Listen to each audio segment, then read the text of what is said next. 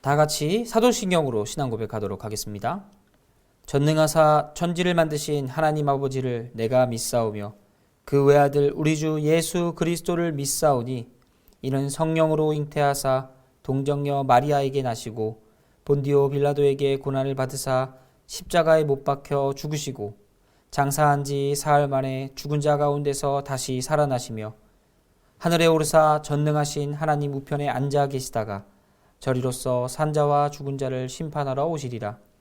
성령을 믿사오며 거룩한 공예와 성도가 서로 교통하는 것과 죄를 사하여 주시는 것과 몸이 다시 사는 것과 영원히 사는 것을 믿사옵나이다. 아멘.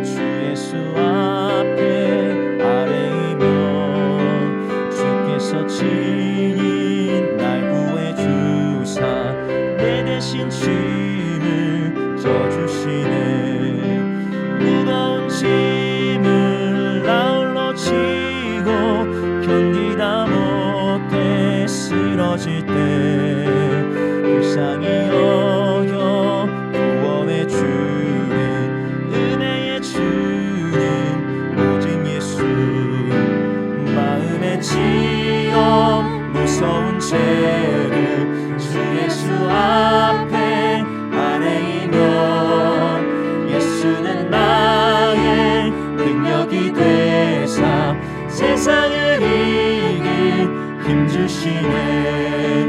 무거운 짐을 나 홀로 지고 견디다 못해 쓰러질 때 불쌍히 여겨 구원해 주리. 은혜의 주님 오직 예수.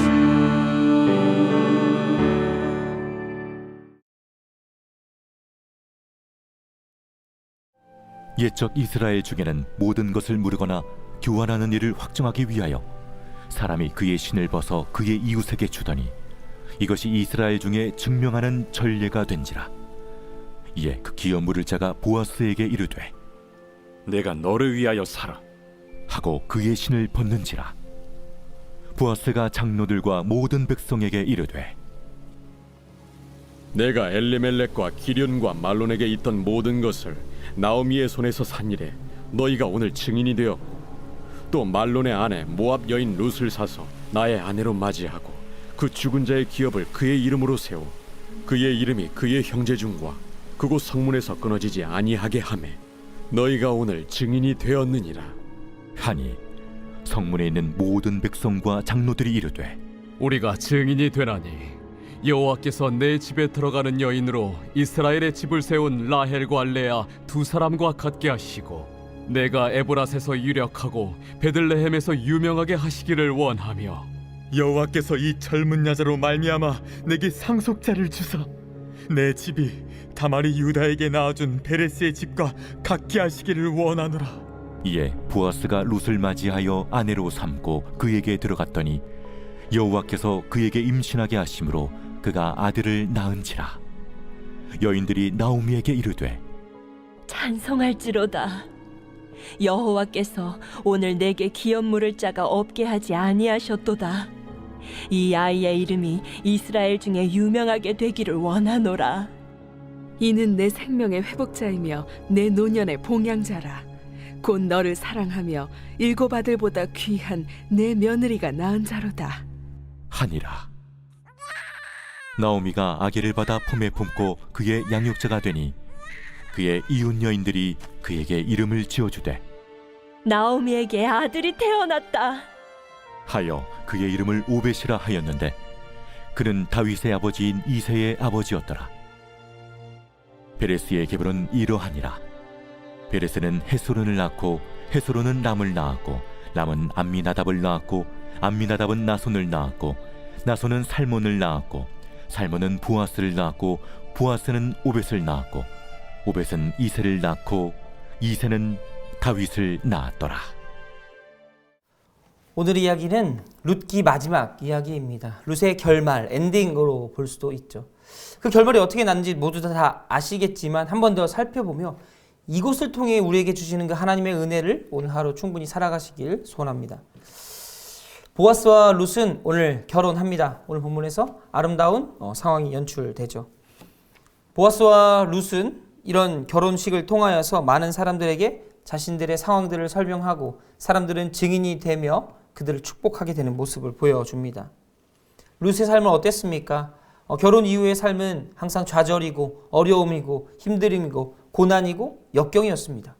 좌절 속에 절망 속에 있는 그 룻을 하나님께서 부르셔서 나오미를 통해 보아스를 통해 진정한 하나님을 알게 되는 빛으로의 삶을 살게 됩니다. 절망에서 희망의 삶으로 바뀌게 되는 거죠. 보아스는 어떻습니까? 평소처럼 살고 있었는데 그 순간 현숙한 여인을 만나 그 여인에 대해서 알아가고 또 그 여인을 보며 하나님의 뜻을 또 알게 되고 그의 삶은 더욱더 풍성해지지 않았겠습니까? 오늘 본문에서 보아스는 룻과 결혼할 때에 또 그의 기업물을 자가 될 것을 많은 사람들 앞에서 공포합니다. 그리고 그 사람들에게 증인이 되어줄 것을 요구하죠. 엘리멜렉과 기럐과 말론의 이야기로부터 시작하여 룻을 맞아들이기까지 쭉 이야기를 해주고 그들이 얼마나 정당한 삶으로 또 갈 수 있을지 또 하나님의 축복받는 삶을 갈 수 있을지 사람들에게 증인으로 요청하고 있는 것입니다.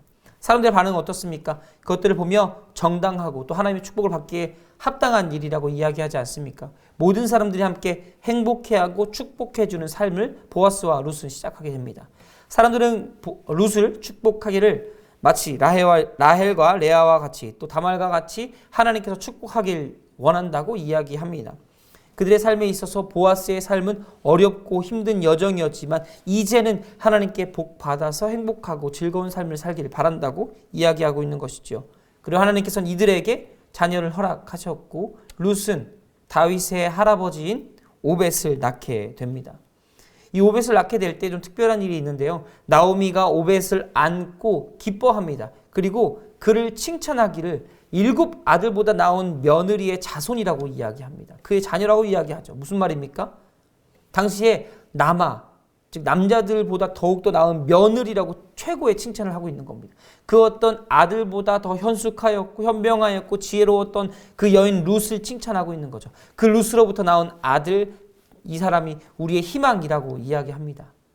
나오미의 삶은 어땠습니까? 절망에 있지 않았습니까? 남편을 잃고 2 아들을 잃은 이 나오미의 삶을 하나님께서 다시 한번 부르셔서 그의 며느리를 통해서 축복하시고 노년까지 보장받게 하시며 삶이 절망에서 희망으로 옮겨가는 것을 나오미도 경험하지 않았겠습니까?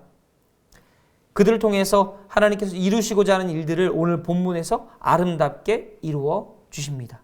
절망에서 희망으로 극적인 결말을 나타내고 있는 거죠.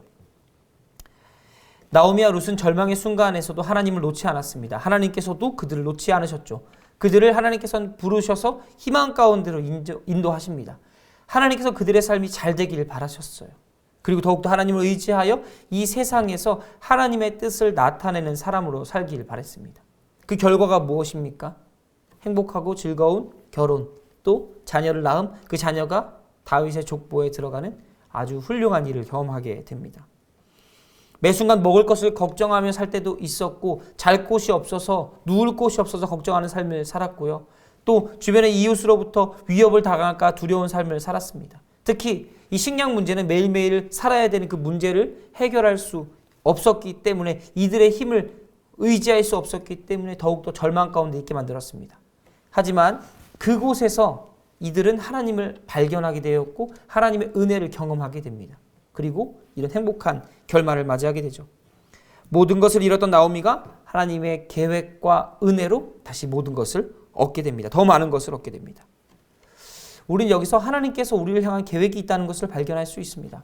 하나님께서는 누구에게나 계획을 갖고 계십니다. 그리고 그 계획을 발견했을 때, 우리가 미리 알 수는 없지만 그 계획이 우리의 삶에서 이루어졌을 때 우리는 하나님의 은혜였음을 고백할 수 있어야 합니다. 때로는 불평과 또 불만이 쌓인 우리의 삶일 수 있을지라도 그곳 가운데 우리를 향한 하나님의 계획이 있다는 것을 신뢰하고 살아간다면 어느 순간 우리의 삶은 고난에서 행복함으로, 역경에서 즐거움으로, 절망에서 희망으로 옮겨갈 수 있을 것입니다. 우리는 희망을 향해, 그 영원한 생명을 향해 달려가는 사람들입니다. 하나님 나라는 점점 더 확장되어 가고 우리는 그 중간에 있는 사람들이라는 것입니다. 마치 이스라엘의 시작, 이스라엘 왕조의 시작, 그 사울과 다윗 시대를 만들어내기 위해서 하나님께서 준비시켜준 사람을 통하여서 이루어 가시는 것. 이 모든 것들이 다 하나님의 계획에 있다는 것입니다. 지금 우리는 하나님의 뜻과 계획을 이해할 수 없습니다. 그러나 우리는 하나님의 그 계획을 신뢰하며 지금 이 순간을 충실히 살아가야 합니다. 그리고 그 결과는 이미 해피엔딩으로 결정되어 있습니다. 말씀을 정리하면 이렇습니다. 고난도, 역경도, 즐거움도, 행복도 모든 것을 이루시는 분은 하나님이십니다. 하나님의 때에 하나님께서 계획하신 은혜를 소망하며 살아가는 믿음이 우리에게는 필요합니다. 지혜와 인내, 그리고 하나님을 신뢰하는 그 믿음이 우리의 삶에 충분히 있어야 할 것입니다. 우리의 힘으로 감당할 수 있는 일이 아니기 때문에 더더욱 우리는 하나님을 의지해야겠죠. 오늘 본문이 주는 교훈은 그렇습니다. 하나님을 신뢰하라. 절망 가운데서도 신뢰하라. 끝까지 신뢰하라. 그래야만 우리를 통해 이루실 그 하나님의 계획을 우리의 삶에서 경험하게 될 것입니다. 사랑하는 성도 여러분, 오늘 말씀을 보며 하나님께서 우리 삶 가운데 주시는 그 뜻이 무엇인지 발견해가는 하루가 되시길 바랍니다. 그리고 우리의 삶에서 하나님께서 이루어 가시는 일들을 지금은 모르지만 과거를 돌아보며 미래를 희망하며 살아가는 모든 성도님들이 되시기를 간절히 소원합니다. 기도하겠습니다.